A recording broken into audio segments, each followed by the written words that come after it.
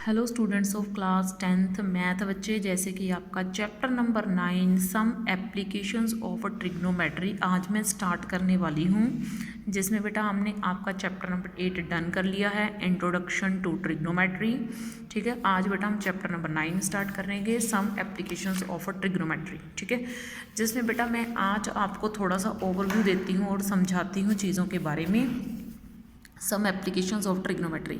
इसमें बेटा मैं सबसे पहले आज आपको समझाऊंगी एप्लीकेशन का मीनिंग क्या है। एप्लीकेशन का मीनिंग क्या है कि आपने ट्रिग्नोमेट्री को रियल लाइफ में कहाँ कहाँ पे यूज़ करना है, ये होता है एप्लीकेशन का मीनिंग।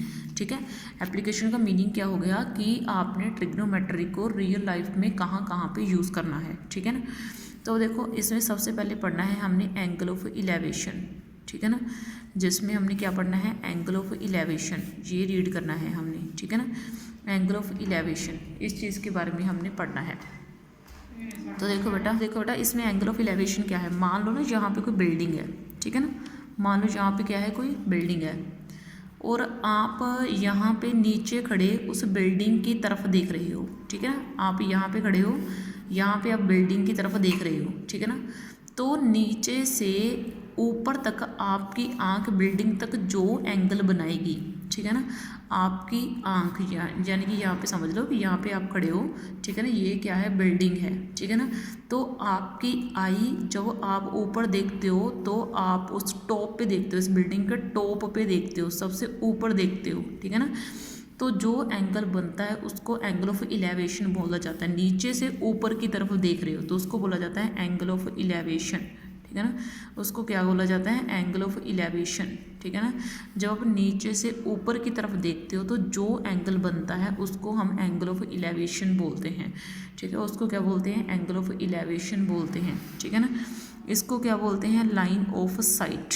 ठीक है ना, उसको क्या बोलते हैं, लाइन ऑफ साइट। इस लाइन को क्या बोलते हैं, लाइन ऑफ साइट बोलते हैं। ठीक है, ओके, इसको क्या बोलते हैं, लाइन ऑफ साइट बोलते हैं। ठीक है, अब देखो बेटा, अब मैं आपको समझाती हूँ एंगल ऑफ डिप्रेशन के बारे में। ठीक है, एंगल ऑफ डिप्रेशन के बारे में कि ये क्या होता है। ठीक है, मान लो बेटा यहाँ पे क्या है, कोई बिल्डिंग है। ठीक है, मान लो यहाँ पे क्या है, कोई बिल्डिंग है, आप बिल्डिंग के ऊपर खड़े हो। ठीक है, आप क्या खड़े हो, बिल्डिंग के ऊपर खड़े हो और आप बिल्डिंग के ऊपर से नीचे की तरफ देख रहे हो। ठीक है, नीचे की तरफ किसी ऑब्जेक्ट को देख रहे हो या फिर मान लो आप किसी भी चीज़ को देख रहे हो। मान लो यहाँ पे कोई वस्तु खड़ी है, लाइक यहाँ पे कोई बॉल पड़ी है। ठीक है, आप ऊपर खड़े हो, बिल्डिंग के ऊपर खड़े हो और आप बिल्डिंग के ऊपर खड़े होकर नीचे की तरफ देख रहे हो, किसी ऑब्जेक्ट को देख रहे हो।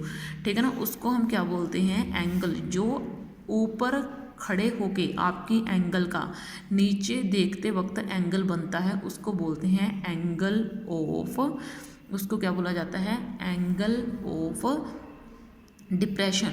उसको क्या बोला जाता है, एंगल ऑफ डिप्रेशन बोला जाता है। और इसको लाइन क्या, इस लाइन को क्या बोला जाता है, इस लाइन को बोला जाता है लाइन ऑफ साइट। ठीक है ना, उस लाइन को क्या बोला जाता है, लाइन ऑफ साइट। ठीक है ना, इस एंगल को क्या बोला जाता है, एंगल ऑफ डिप्रेशन। ये जो इधर एंगल बनता है ना, इसको बोला जाता है एंगल ऑफ डिप्रेशन और इस लाइन को बोला जाता है लाइन ऑफ साइट। ठीक है ना, और ऊपर ये इस लाइन को बोला जाता है लाइन ऑफ साइट और ये जो एंगल बनता है उसको बोलते हैं एंगल ऑफ इलेवेशन। ठीक है, देखो बेटा, अब हमने क्या करना है, इसमें आपका ये कोड वर्ड भी आपके काम आएगा, आपको वो भी पता होना चाहिए। पंडित बद्री प्रसाद हर हर बोले, ये भी आपको पूरा रटा होना चाहिए, इसके बारे में भी आपको पूरी नॉलेज होनी चाहिए। इसमें ये डाल दिया मैंने। ठीक है, ये जो फर्स्ट वैल्यू है, ये वैल्यू स्टैंड्स फॉर, यानी कि ये स्टैंड करती है साइन थीटा के लिए। ठीक है ना, यानी कि साइन थीटा आपका किसके इक्वल होगा, परपेंडिकुलर अपॉन हाइपोटेनियस के लिए।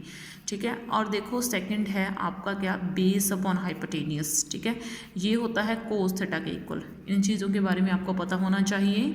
और जो थर्ड है ये आपका होता है टेन थीटा के इक्वल। ठीक है, ये जो फर्स्ट वैल्यू है ये साइन थीटा, ये सेकंड वैल्यू कोस थीटा और जो थर्ड वैल्यू है वो टेन थीटा के लिए होती है। ठीक है ना, तो देखो बेटा, मैंने अब आपको इतना सा तो है समझा दिया है। तो अब देखो बेटा, अब मैं आपको आगे जो है उसके बारे में बताती हूँ, ठीक है। तो ये मैंने साइन थीटा बता दिया, ये कोस थीटा बता दिया, और ये मैंने आपको बता दिया है टैन थीटा, ठीक है।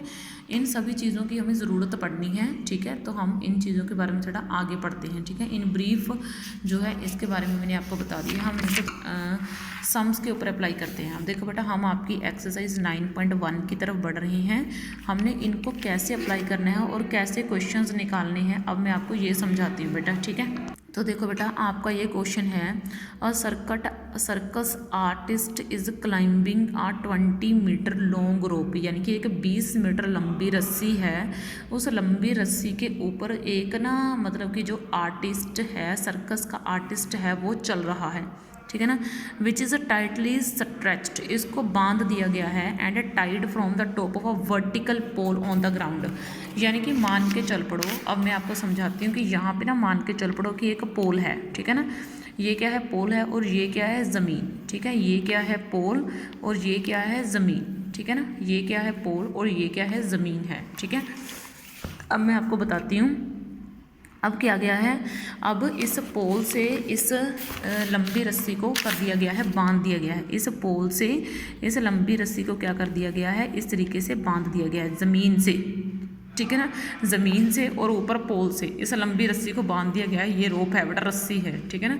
ये 20 मीटर की है, कितनी की है, 20 मीटर की है ये रोप, ठीक है। ये कितने मीटर की रोप है, 20 मीटर की ये रोप है, ठीक है। तो अब देखो बेटा, ये जो 20 मीटर की लंबी रस्सी है, ठीक है, कितने की है, 20 मीटर की लंबी रस्सी है। अब देखो उसने क्या बोला, find the height of the pole, मुझे पोल की हाइट निकालनी है। इफ़ द एंगल, जो एंगल है, जो रोप बना रही है ग्राउंड के साथ, वो कितने डिग्री का है, 30 डिग्री का है, ठीक है। कितने डिग्री का एंगल है, वो 30 डिग्री का है। ये लो, मान लो यहाँ पे एंगल क्या है, 30 डिग्री का है, ठीक है। ये एंगल कितने डिग्री का है, 30 डिग्री का है, जो इस रोप ने इस ग्राउंड फ्लोर के साथ बनाया है, ठीक है।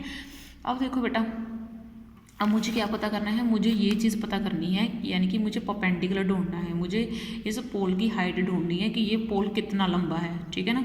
मुझे इस पोल की क्या ढूंढनी है, हाइट ढूंढनी है कि ये पोल कितना लंबा है, यानी कि मुझे परपेंडिकुलर ढूंढना है, ठीक है। अब ना वो चीज़ उठाओ जिसमें परपेंडिकुलर और बेस, परपेंडिकुलर और हाइपोटेनियस दोनों आते हैं। आपको हाइपोटेनियस दिया हुआ है, आपको परपेंडिकुलर ढूंढना है, ठीक है ना। तो साइन आपको पता है, पंडित, बद्री, प्रसाद, हर बोले, ठीक है ना। फर्स्ट वैल्यू स्टैंड करती है साइन थीटा के लिए, सेकंड वैल्यू स्टैंड करती है कोस थीटा के लिए, और थर्ड वैल्यू स्टैंड करती है टैन थीटा के लिए। ये आपको पता है, ठीक है ना। फर्स्ट वैल्यू स्टैंड करती है साइन थीटा के लिए, सेकंड वैल्यू स्टैंड करती है कोस थीटा के लिए, और थर्ड वैल्यू स्टैंड करती है टैन थीटा के लिए, ठीक है। तो अब मुझे करना क्या है, अब मुझे करना क्या है, अब ज़रा चीज़ों को ध्यान से समझो, ठीक है, कि मुझे करना क्या पड़ेगा, ठीक है। तो अब देखो बेटा, अब आपको बस चीज़ों को समझना पड़ेगा, बस आपने और कुछ नहीं करना। आपको ना वो ढूंढना है जिसमें परपेंडिकुलर जो पता करना है वो भी आए और हाइपोटेनियस भी आए, ठीक है ना। ये देखो, परपेंडिकुलर पता करना है और हाइपोटेनियस आपको दिया हुआ है, तो आप साइन, आपने क्या करना होता है, इसे 30 डिग्री के आगे, ये जो एंगल है, आपने वो एंगल उठाना है, और इस एंगल के आगे आगे सूटेबल, यानी कि वो ट्रिग्नोमेट्रिक फंक्शन उठाना है जो इन दोनों वैल्यूज़ को इंक्लूड करे। जो वैल्यू आपने पता करनी है उसको भी इंक्लूड करे, और जो वैल्यू आपको दी हुई है उसको भी इंक्लूड करे। समझ में आई बात, जो वैल्यू आपको दी हुई है उसको भी इंक्लूड करे, और जो वैल्यू आपने पता करनी है उसको भी इंक्लूड करे। समझ में आई आपको बात बेटा। तो देखो, मैं कोस को नहीं यूज़ कर सकती थी। कोस को क्यों नहीं यूज़ किया, क्योंकि ना तो मुझे बेस पता है, ना मुझे परपेंडिकुलर पता है, तो इसलिए मैं कोस को नहीं यूज़ कर सकती। मैं टैन को भी नहीं यूज़ कर सकती, क्योंकि मुझे परपेंडिकुलर और बेस दोनों ही नहीं पता है, ठीक है ना।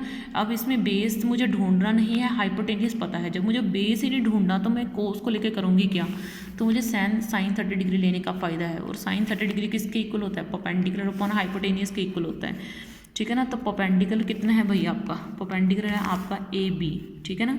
ए बी आपका परपेंडिकुलर है, और हाइपोटेनियस कितना है आपका ए सी, और हाइपोटेनियस कितना है भाई आपका ए सी, ठीक है ना। ये आपका है साइन 30 डिग्री किसके इक्वल आ गया, 1/2 के, ठीक है ना। साइन 30 डिग्री किसके इक्वल आ गया, 1/2 के, और ए बी जो है वो है आपका परपेंडिकुलर, और ए सी ये है हाइपोटेनियस, और ये आपने डाल दिया कितना, 20, ठीक है ना। ये कितना डाल दिया, 20। अब इसको कर दो क्रॉस मल्टीप्लाई, ठीक है। तो ये ऐसे करके ऐसे, ठीक है ना, ऐसे करके ऐसे क्रॉस मल्टीप्लाई कर दो। 2AB इज़ इक्वल टू 20, फिर A B is equal to 20 को 2 से कर दो क्या डिवाइड, तो ये कितना आ गया 10। तो ए बी यानी कि इस पोल की हाइट मेरे पास कितनी आ गई 10 मीटर्स। ठीक है, तो इस तरीके से बेटा आपने ये क्वेश्चंस करनी है। डन। नेक्स्ट वीडियो में हम आपके कुछ और क्वेश्चंस उठाएंगे। इस वीडियो में आपके लिए इतना ही बहुत है बेटा। Okay, thank you.